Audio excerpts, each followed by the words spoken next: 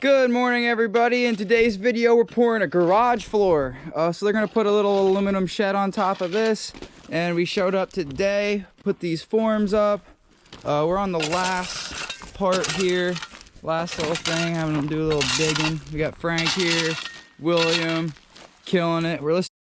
Stake. We got our clamps for our line, last side, and we just gotta fix this grade. It looks a little rocky. But once that happens, got a bunch of wire over here, tie it up, and at that point I think the concrete truck will be here. All ready to roll, graded, wires in, trucks here, and we are ready to start pouring. So we're gonna start in this back corner, work our way out, and then work our way out the other side.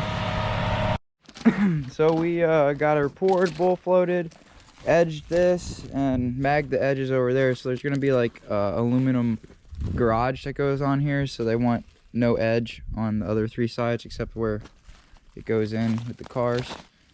But yeah, looks good, nice and flat, shiny.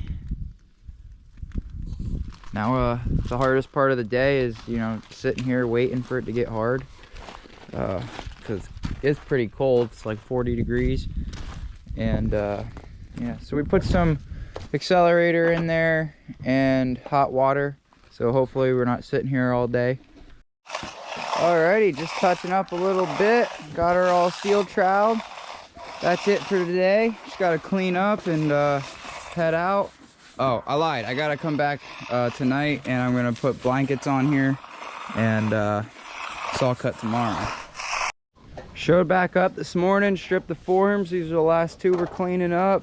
Saw cut it, cleaned everything up, folded up all the blankets, got the forms almost loaded up, and we are out of here. So that's it for this project. Turned out real nice. Pounded it out real quick. Really happy with this. If you guys got any questions or anything, leave them in the comments. And thanks for watching.